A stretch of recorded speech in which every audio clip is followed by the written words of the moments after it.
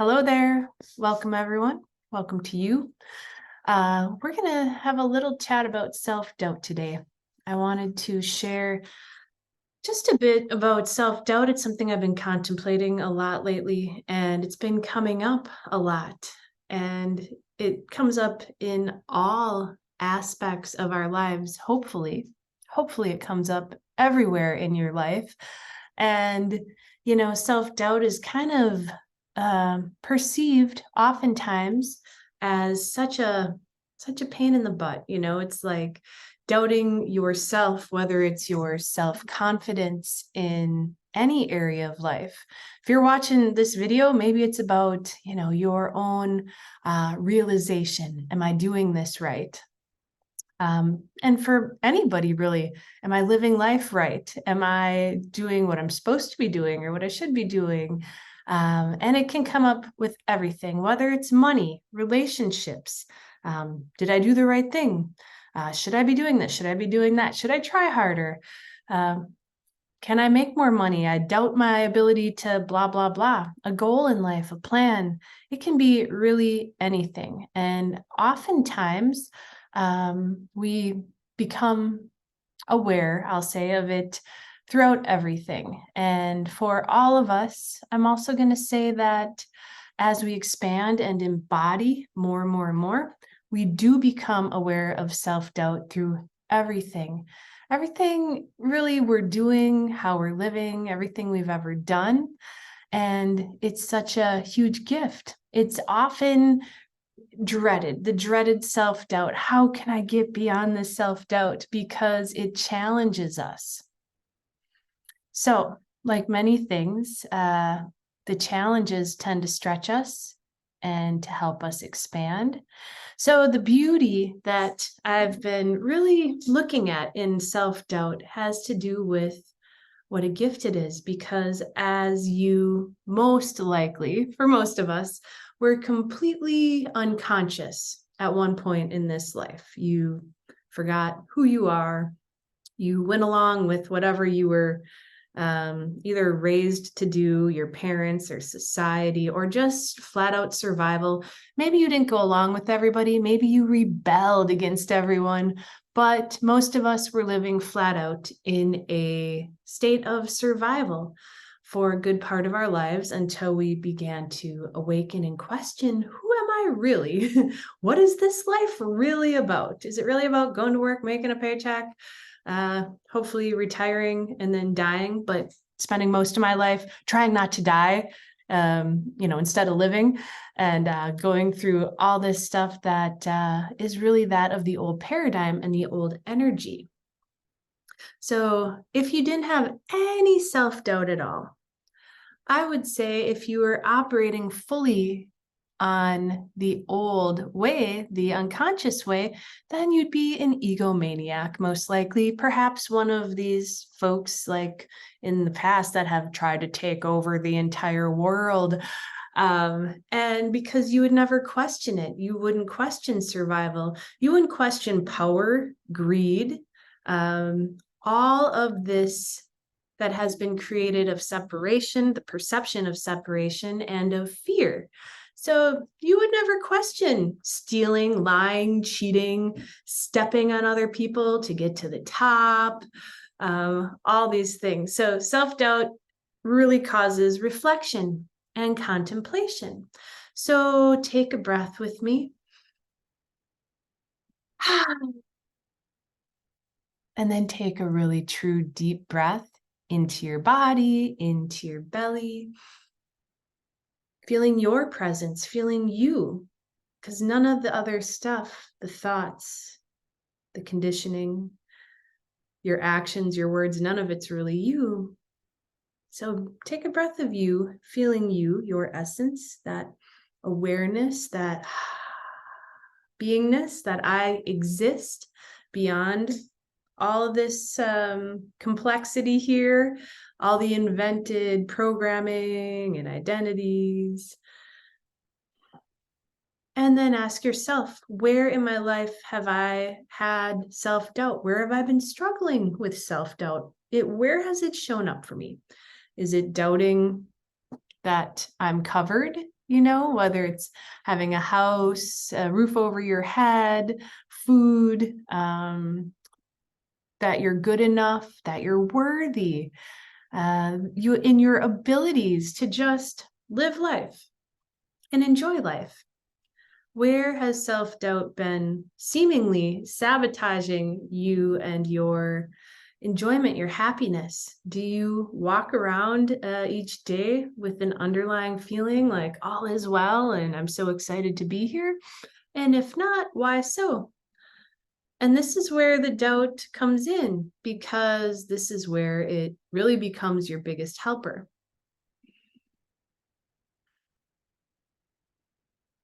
So, the funny thing about some of the self-doubt, I'll say the forms of it that were we're more likely to be aware of because it's commonly taught, commonly spoken of, commonly shared, would be like doubting yourself. Maybe you're shy. You have a hard time opening up to people, going out into the world. It's very, very common for it to show up as insecurities, fears, and when this happens, it's such a beautiful gift because it causes you to say, well, why am I so afraid to do this? And then you start to contemplate. And this is where the logical mind is also our biggest friend. I mean, this doesn't take intuition so much as it takes, first of all, you using your logic, your awareness, your understanding of the world, and questioning everything. So as you awaken and all of your old habits, you realize wow, this was all driven by fear, lack, survival, seeking energy outside of myself, seeking attention, seeking love, seeking to prove to myself I'm tough or strong or worthy or lovable or whatever it is. So now we start to question it all. And so let the self-doubt creep in. Be aware of where you feel fearful or afraid or whatever. And even as you start questioning it, you may notice it shows up with other people. They may come knocking on your door and, I don't know, try to solicit you or something by, well, I noticed you're a little bit insecure. I could help to coach you through that, try to sell you something. Or, if you want more success, buy this program, or friends that send you lots of advice, like videos or audios or things like, oh, maybe you could use this. You will notice as you start going into it, questioning it, where does it come from, that it starts showing up in your outside world, like by having people maybe put you down, things that trigger your self-doubt. So, whenever these things get triggered within us, if something pokes at that, whatever kind of insecurity within yourself, you go, oh, thank you. Thank you for being the messenger here. And let's do a systems check. Where am I not feeling whole and capable and loved and supported and competent fully within myself? And then that questioning, rather than reacting to it, like I got to work harder or getting upset with people if they poke at that type of thing, it's about getting to the core of everything. It always is with this embodiment. In order to embody and integrate yourself as creator in form, which means clearing out all of the distortions, all of the emotions, which are the anger, the frustration, the reactions, all of these things. We clear that out and we reintegrate those split facets. But we do that by being aware when there is an imbalance, when something is out of harmony, when something feels triggered.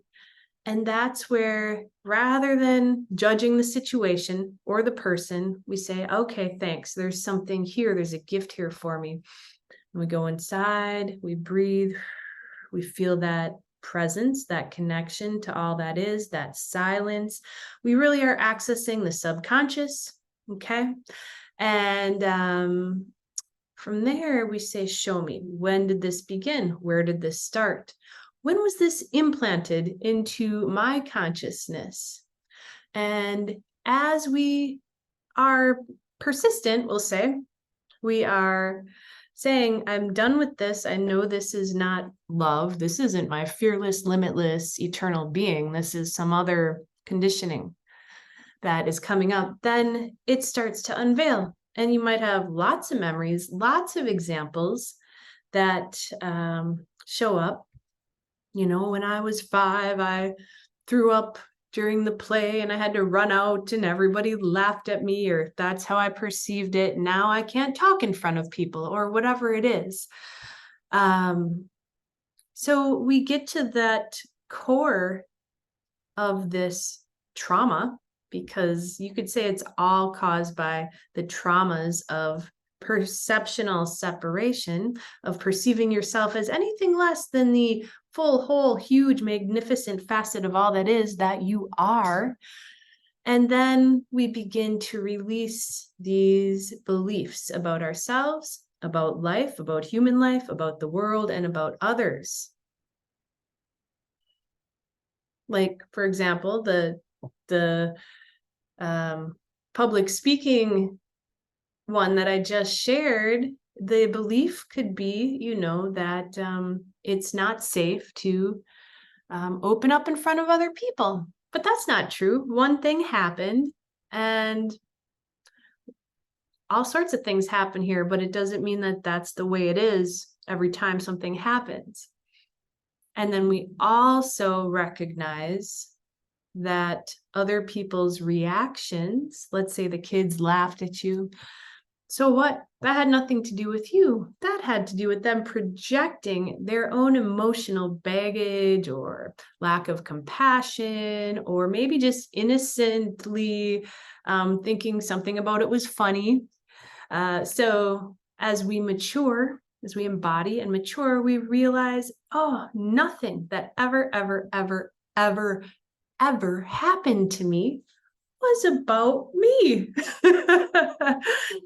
I came in here pure, clear light, and then people reacted to me. So their reactions, their filters, their judgments, their programs, their conditioning, their emotional baggage really never had anything to do with me, right?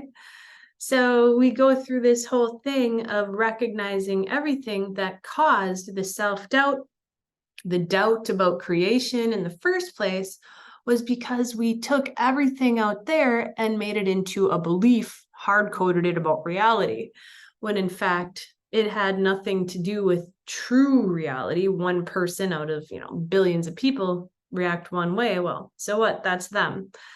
So we see through these more mature eyes, through our real eyes as creator, that none of this ever had anything to do with me.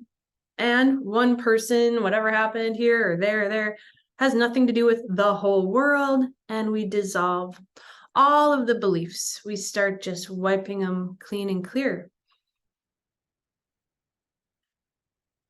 So the doubts that come up cause the contemplations, the discomfort, and we begin to get to the core of everything and release it.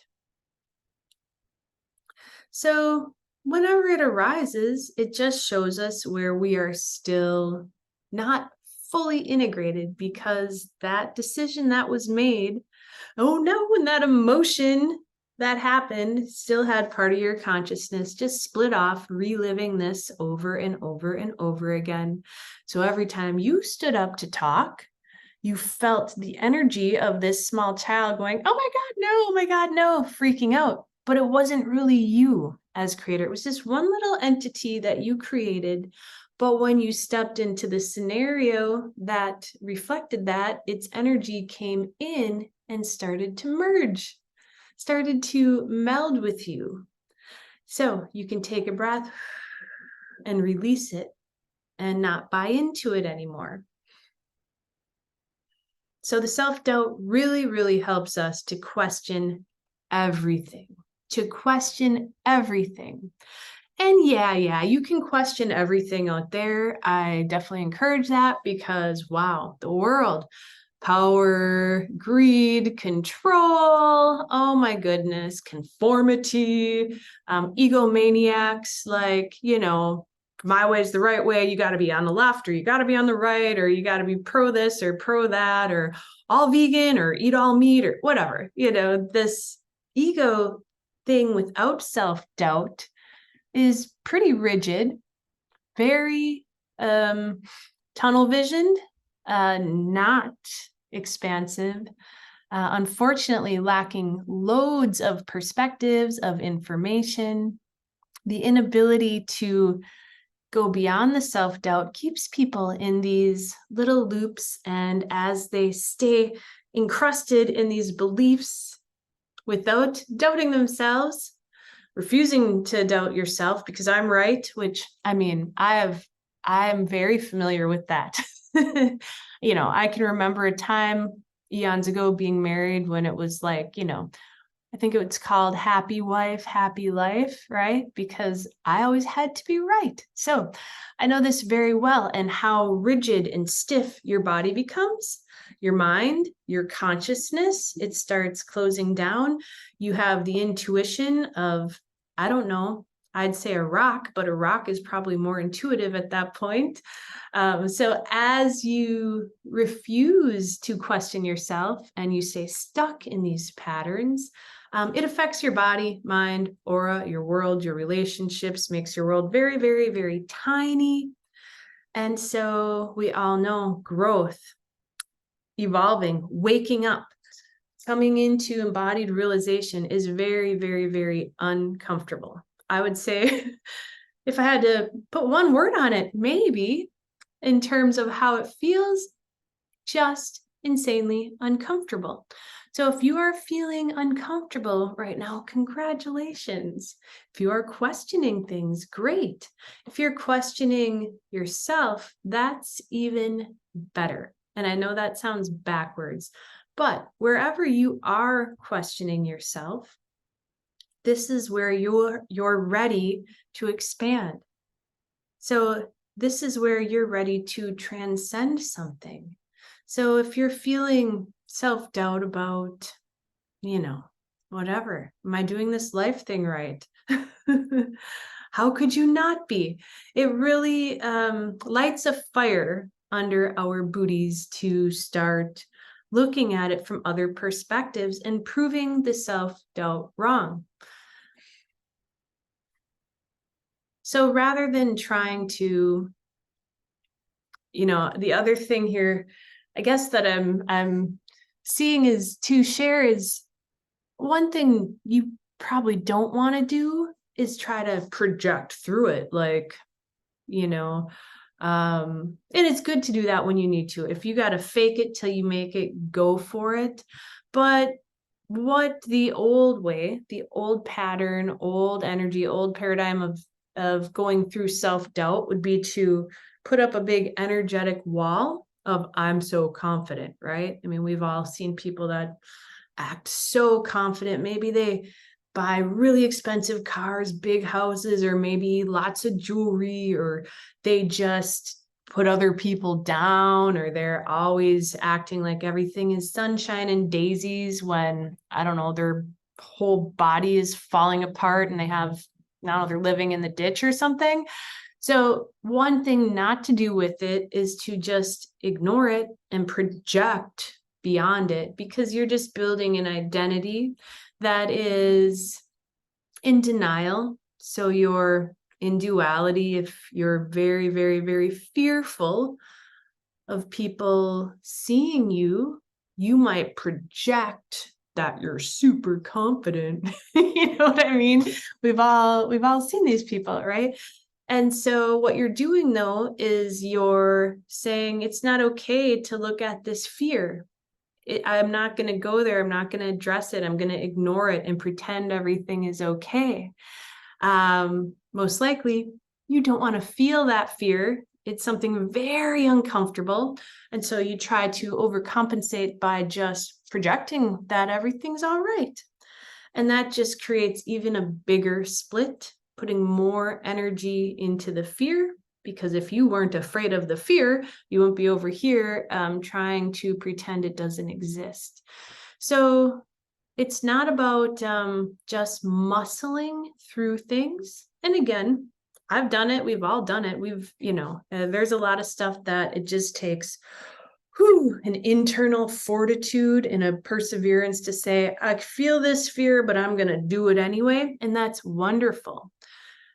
That is, I'm going to say, something you can't avoid. But it's like, all right, now what's going on with this fear? I'm willing to feel you. So taking another breath here, sinking into your body, feeling your presence, becoming very aware of you, the I exist, your presence, fully aware, feeling right now. Take a breath and feel, don't think. And then whatever self-doubt you're aware of in your life, and again, if you're not aware of any, I would question that within yourself. But and then taking a breath and welcoming it up, welcoming it forward to unveil itself, to show itself, so you can open that gift, so you can actually transcend it instead of, projecting beyond it. And a lot of times the ego kind of disguises itself, since we're talking about embodiment, it's like considered spirituality, spiritual Olympics or the Enlightenment Olympics, where people rock around like, I'm such a master, I'm beyond everything. And unfortunately, a lot of times that's projection, and there's still things that have not been integrated there. And that's not a put down, that's not a derogatory thing about anyone. It's just the way the ego works. So if you have been doing all the work, you woke up, you had the passion that just arose naturally, as it does, to discover who you are, to embody, to integrate, to live this new life, to basically rebirthing through the same body, then congratulations. And of course, the new identity that's created is a spiritual one. It's the enlightened identity. So I check myself every day. I'm always for myself personally, I go into self-doubt all the time about what am I doing? Why am I doing it? Why am I creating this? Am I suppressing anything? Am I pretending to be joyful, or am I really joyful? I mean, I have doubted myself a zillion times on that one, and I continue to we'll say I keep it right here on the front burner, because we all know those egos are super duper duper duper complex and tricky. They're nothing compared to you, but when you are going through the dissolving and the disassembling of all of these beliefs and constructs, you find out that they know every little back door to you. They know every way to get you to doubt yourself, to question yourself, to keep yourself down, to keep yourself quiet, to keep you from expressing, to keep you from expanding. And if we'll just say, if you are persistent and you keep going, sometimes they'll say, fine, if you're going to keep expressing and expanding, then we'll say, the ego, I'm going to disguise myself and be like, oh, I'm all this, or as anger or frustration, because, I don't know, I'm so enlightened that the world bothers me. I am too enlightened to be here on the planet, So it happens. And I've felt it, all those things, like, boy, everybody's asleep and I'm awake. But that was all aspects of mine that were still not integrated. So there was a lack of awareness there, and compassion and awareness of my true self as creator, which truthfully, always, always, always, always, as I am asking with every situation that comes up, okay, show me the truth, show me the truth. What's the highest? What's in my highest and best good and the highest and best of all concerned? Show me that. It's always an answer of compassion, of patience, And basically always first for me to go in and do that little check, do the self-check. Is there any trigger in here? Is there anger? Is there frustration? Is there more for me to resolve within myself? And of course, then at times there's taking action, speaking directly, but it's always compassionate. It's always working together with people. It's always seeking to understand, things like that. But that has been, I'll say, sort of a tricky little road to walk. So you have to be paying attention, always on alert, aware if the ego is slipping in the back door, slipping in the side door, wanting to judge. And for all of us, I will give a big hug to all of our childhood aspects, because there are times when people show up in your life and they don't treat you great, right? They're, oh, well, right now, if you're still with me, you're watching this, you are fully aware, you understand what I'm talking about, then you have embodied to a point that your light is very, very expansive and bright. And people will react to that. They feel it, even though they don't know what they're feeling. And it can trigger all sorts of stuff, either really liking to be around you or wanting to run away as fast as possible because you are illuminating all the stuff that they think is hidden, but you can see right through it. And so it pokes at the things that they're hiding from, that they're trying to project through, all the stuff that they've stuffed down. So, of course, it's like we want to have compassion for ourselves, for our own childhood aspects that are like, upset because somebody treated them a certain way. So we connect with these aspects that we've created. We, as creator, have created these entities, these, we'll say your 4-year-old self who's off crying in the corner. We have compassion for them. We connect with them. We can share what is now, what is true, not what was, and we breathe and allow them to integrate. And we can, of course, address people's behavior. Like, I don't appreciate being treated like this. I treat you with love and respect, and I expect the same in return from you. That, of course, is great. But the step in between there, lots of times there is a feeling of, I'm going to talk to so-and-so and tell them, boom, you talk to me like this, I'm out of here, or whatever. There's that anger at times that arises from these aspects that were perceiving themselves. They experienced being shut down, locked away, unloved, uncared for, people treating them poorly. So of course there's anger there. That's natural. The key is to catch it and go, okay, that's not about this person, because now you're the one being triggered by the person that you triggered. Catch that? You triggered them. They triggered you.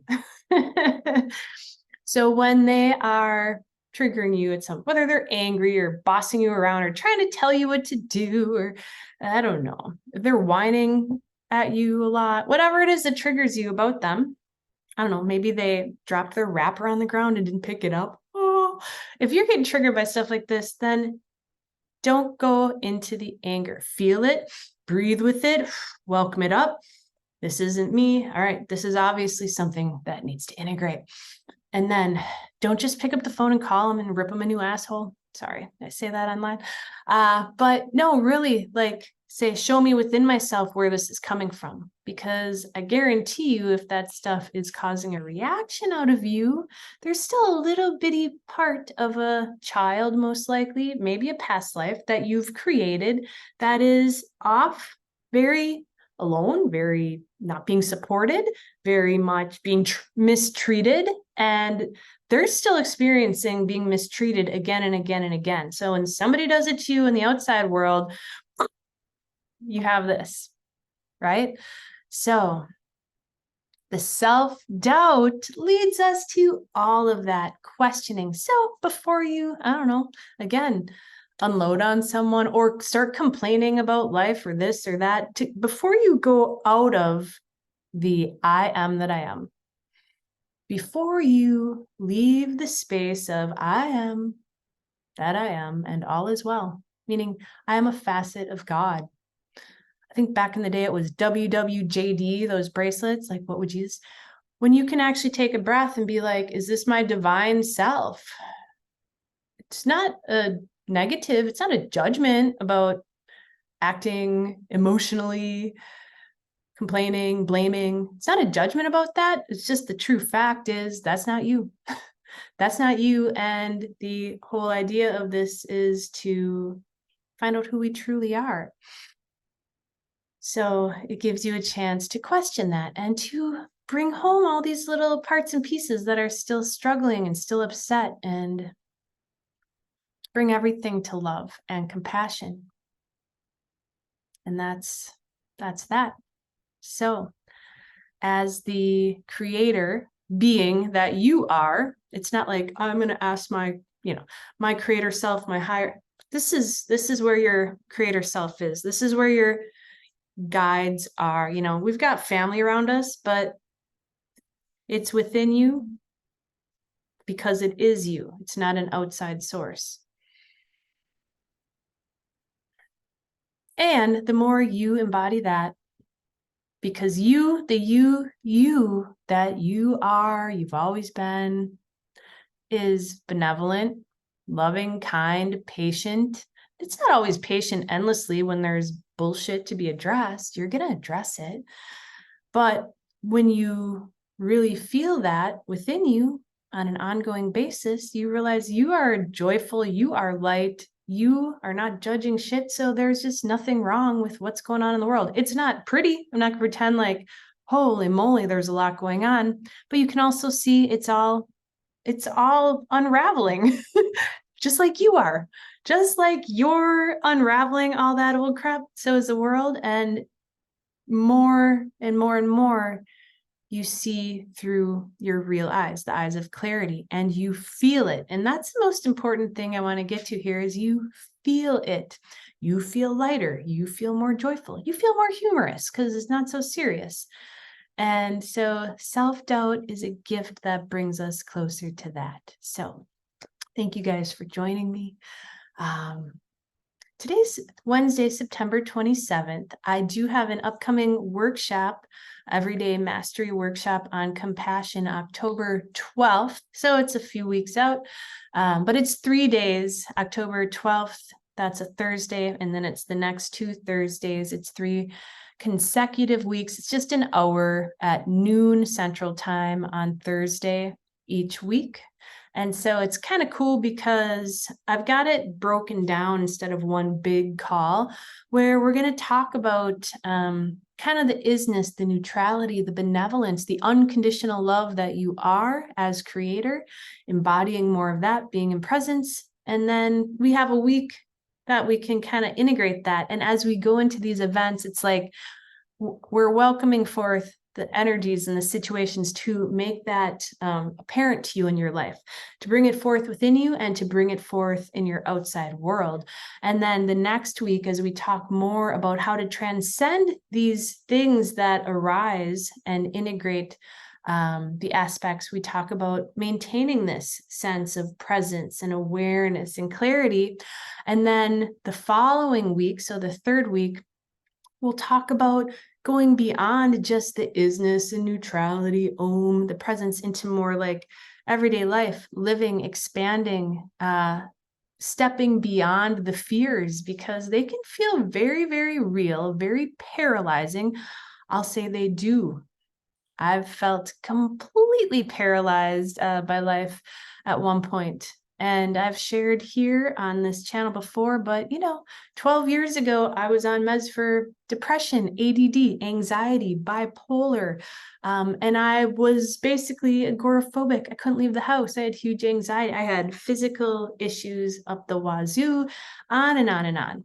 So this to me was such a miracle to wake up, because I ditched all the pills over a decade ago, all the medical pills, all the mental, psychological pills, and realized that it was all about dissolving the trauma permanently, that we can actually do that. And that is what this is all about, is releasing all the trauma, because none of it belongs to you whatsoever. So if you want to join me, I'll put a link down when I post this video.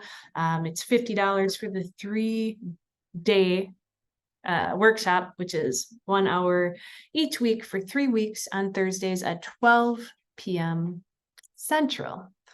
Thank you so much for joining me. Namaste.